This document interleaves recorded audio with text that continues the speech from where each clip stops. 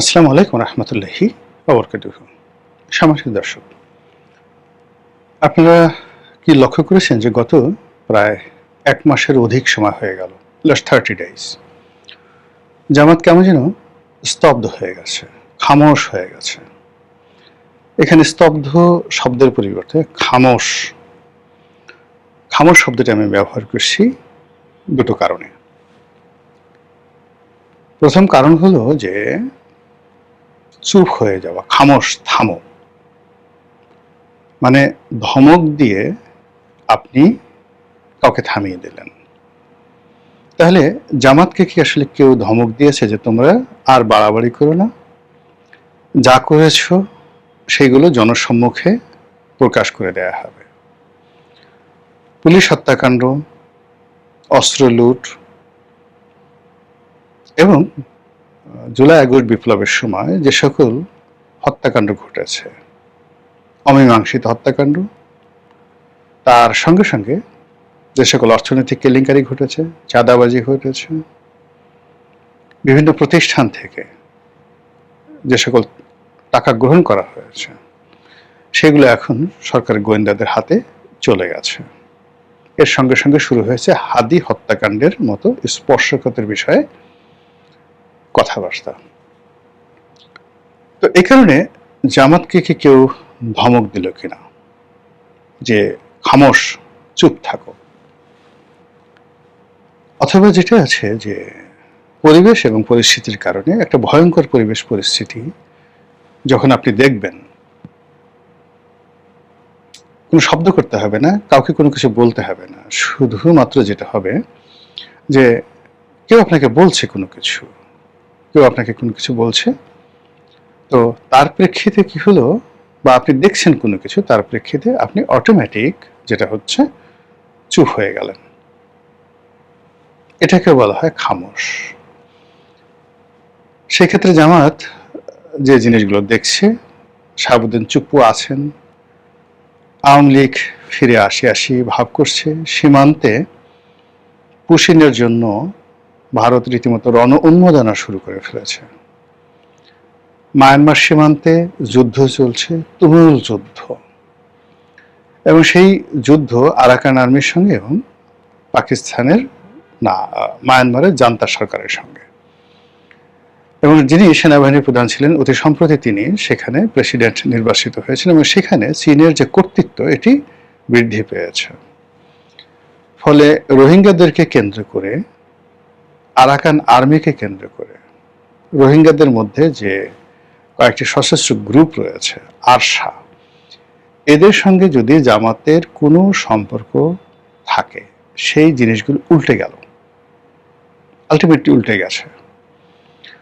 আর যদি সেই কেন্দ্রীয় সরকার, মায়ানমারের কেন্দ্রীয় সরকার, তারা আরও সুসংহত হয়ে যায়, সঙ্গত কারণে এই রোহিঙ্গা ইস্যু, আরাকানের যে ইস্যুটি, এটি আওয়ামী লীগের পক্ষে চলে যাবে।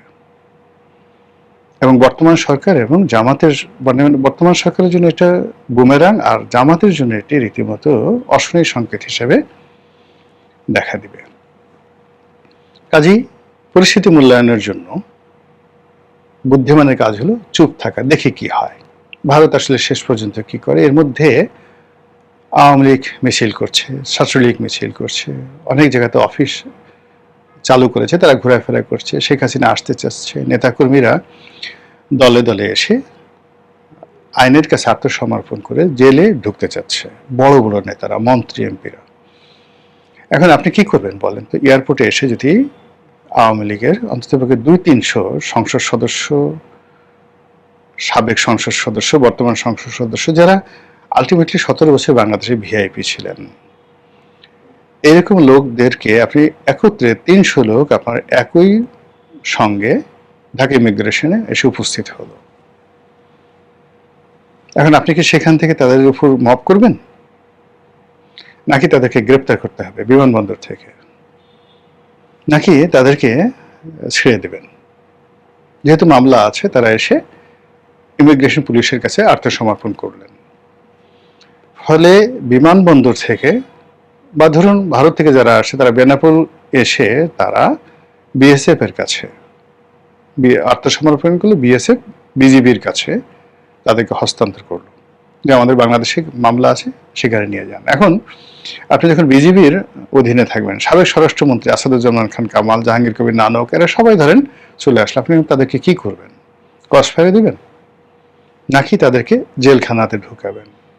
3 দিন 4 দিন 5 দিন সেখানে জেলখানায় থেকে তারা গান গাবে, পরিকল্পনা করবে, শরীর চর্চা করবে, বিদ্যা বুদ্ধি করবে, এবং জেলখানাতে আপনি এখন বাংলাদেশের জেলের যে পরিস্থিতি, আপনার টাকা থাকলে জেলখানার ভিতরে আপনি সব কিছু করতে পারেন, এমনকি সেখানে আপনি মানে অনেক কিছু করতে পারেন, অসম্ভব কিছু করতে পারেন। এনিওয়ে, আওয়ামী লীগের লোকজন যদি দেশের মধ্যে জেলখানার মধ্যে থাকে, তাহলে নেতাকর্মী যারা আছে তারা দেখতে যাবেন, কথা বলবেন, এবং আজকে তারা যে নৈতিক অবস্থার মধ্যে পড়েছেন, অনৈতিক একটা প্রেশার তাদের উপর আছে, এই প্রেশারটা থাকবে না। তো এই জন্য জামাত পরিস্থিতির কারণে খামোশ হয়ে আছেন, দেখে কি হয়। থার্ডলি যেটা হতে পারে খামোশ, সেটি হলো যে আমাদের সঙ্গে প্রতারণা করা হয়েছে, আমরা খুব মাইন্ড করেছি, রাগ করেছি, অভিমান করেছি, অভিমান করে আমরা চুপ হয়ে আছি। আমরা শুধু সরকার একটা সময় দিতে চাচ্ছি যে আমাদের সঙ্গে যে সকল কথাবার্তা হয়েছে সেগুলো আপনারা বাস্তবায়ন করুন, ইসলামী ব্যাংক নিয়ে খেলাধুলা বন্ধ করুন, সংস্কার প্রস্তাব বাস্তবায়ন করুন, জাতীয় সরকার গঠন করুন, দ্বিকক্ষ বিশিষ্ট পার্লামেন্ট গঠন করুন, তারপর সংবিধান সংশোধন করুন, ডক্টর মোহাম্মদ ইউনূসকে রাষ্ট্রপতি পদে বসান, আর না হলে জামাতের আমির শফিকুর রহমানকে ডেপুটি প্রধানমন্ত্রী করেন। আমরা দেখতেছি, তারপরে আমরা সিদ্ধান্ত নেব। এর ফলে কি হলো, গত 1 মাস ধরে মানে কথাশিল্পী হিসাবে যিনি বেশ জনপ্রিয় হয়েছেন তিনি হলেন জামাত সভাপতি ডক্টর শফিকুর রহমান। সুন্দর করে কথা বলেন। তারপর জামাতের আমির মিয়া গোলাম পারওয়ার, তিনিও অসাধারণ কথা বলেন। তারপর হামিদুর রহমান আজাদ, সেলিম উদ্দিন, ডক্টর মাসুদ, যিনি এখন মাননীয় সংসদ সদস্য, তিনি আছেন। এর বাইরে সেই দলের মধ্যে আরো যে সকল, ডক্টর আব্দুল্লাহ মোহাম্মদ তাহের আছেন, এটিএম আজহার আছেন, ওনারা সবাই কিন্তু খুব ভালো ভালো কথা বলতে পারেন, মাইল্ডলি, প্রফেশনালি এবং লজিক্যালি কথাগুলো তারা বলতে পারেন।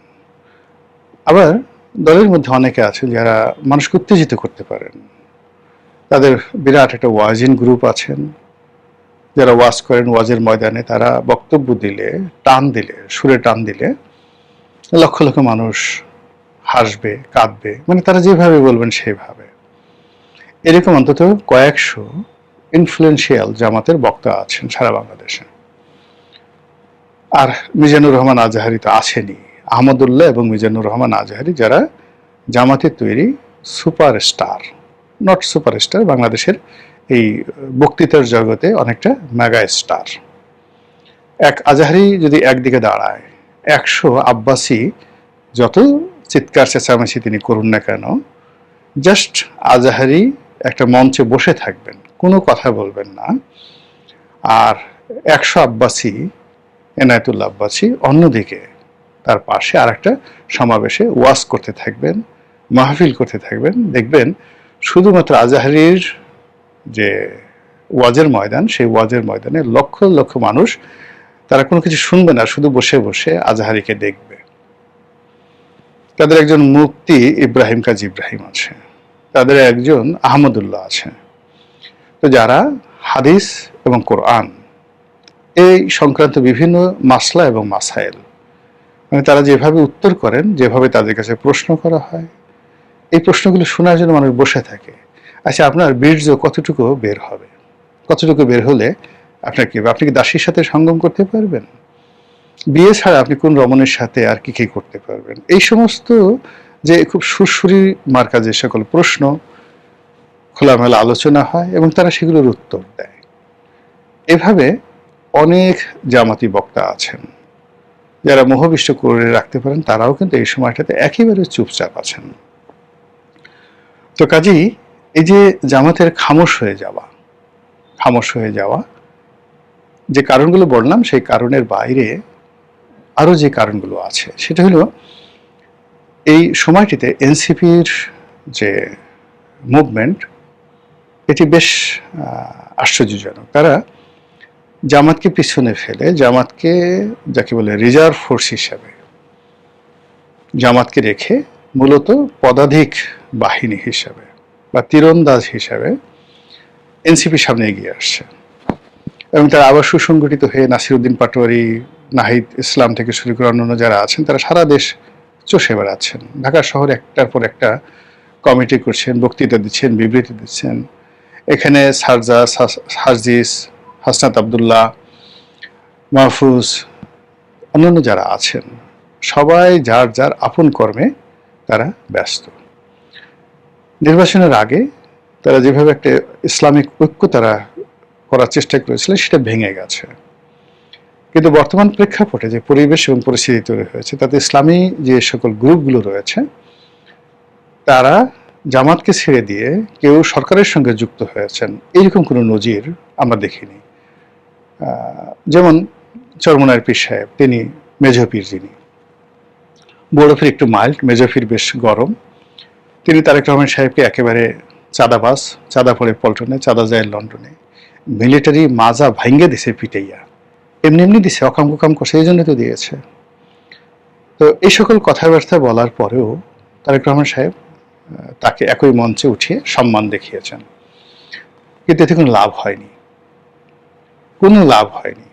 বরং রাজনীতির ময়দানে তারা এই যে তারেক রহমান সাহেব তাদেরকে ডাকছেন, কাছাকাছি যখন দেখলেন, তখন মেজর পীর সাহেব বা জামাতে যারা নেতৃবৃন্দ, তারা বুঝে গেছেন যে আসলে তারেক রহমান সাহেবের আসলে কতটা ব্যক্তিত্ব রয়েছে, কতটা ওয়েট রয়েছে, এবং তিনি আসলে কিভাবে রাজনৈতিক দলগুলোকে হ্যান্ডেল করবেন, তার পার্সোনালিটি কোন পর্যায়ের, এই জিনিসগুলো কিন্তু বুঝে গেছে, আন্দাজ বুঝে গেছে। এবং সেই অনুযায়ী কিন্তু তারা সিদ্ধান্ত নিয়ে ফেলেছে যে তারা এই সরকারের সঙ্গে কোনো কমিউনিকেশন করবে না এবং তারা সরকার বিরোধী অবস্থানে থাকবে। অন্যদিকে মাঠের মধ্যে যে শব্দ, এই সরকার বেশি দিন টিকবে না, জনগণ বলছে, অহরহ জনগণ কিন্তু বলছে। আর এখন তো এই ইউটিউব সাংবাদিকতাটা এত বেশি শক্তিশালী, যেটা সংসদে হাসনাত আবদুল্লাহ থেকে শুরু করে প্রায় অনেক বক্তা এবং জয়নাল আবেদিন ফারুকের মতো প্রাজ্ঞ রাজনীতিবিদ, তারাও এদের যন্ত্রণায় অতিষ্ঠ, যে ম্যাট্রিক পাস করেনি কিন্তু একটা ইউটিউব চ্যানেল চালায়, হাতে একটা মাইক নিয়ে সাংবাদিক হয়ে গেছে। এদের যন্ত্রণায় মানুষ টিকতে পারছে না। তারা তাদের পার্সোনাল লাইফ নষ্ট করে দিচ্ছে, রাজনৈতিক জীবন নষ্ট করে দিচ্ছে, ইত্যাদি ইত্যাদি নানা রকম যে ঘটনাগুলো এখন ঘটছে, তার প্রেক্ষিতে সরকারের যে ধারাবাহিকতা, স্ট্যাবিলিটি, এটা নিয়ে স্থির হওয়া বা এটার উপর যাকে বলা হয় ইমানে কিন্তু ঠিক রাখা খুব কঠিন একটা বিষয়। এমনকি বিএনপির জন্য, বিএনপির যারা লোকজন, তারাও যে খুব আবেগে আছে বা আবেশে আছে, নট লাইক দ্যাট। সবার মধ্যে একটা চিন্তা কাজ করছে, মানে আতঙ্ক কাজ করছে। তো এই সব মিলে জামাত একটা পরিবর্তিত পরিস্থিতিতে নতুনভাবে তাদের তৎপরতা শুরু করার জন্য যদি আগের জামানার মতো গুপ্ত কাজ শুরু করে, গুপ্ত তৎপরতা শুরু করে, সেটা যেভাবেই হোক, দাওয়াতি কার্যক্রম হোক, রাজনৈতিক কার্যক্রম হোক, লড়াই সংগ্রাম হোক, এমনকি জামাতের যারা লোকজন, এনসিপির যারা লোকজন, যেটা আওয়ামী লীগের বিরুদ্ধে সশস্ত্র যুদ্ধ করার যে প্রস্তুতি তাদের ছিল, সেটা থেকে যে তারা বের হয়ে আসে, তারা যে অস্ত্র সমর্পণ করেছে, এরকম ঘটনাতে ঘটেনি। কাজী তাদের যে খামোশ হয়ে যাওয়া, এই খামোশ হয়ে যাওয়াটা অত্যন্ত গুরুত্বপূর্ণ এই মুহূর্তে রাজনীতির ময়দানে। মহান আল্লাহ আমাদের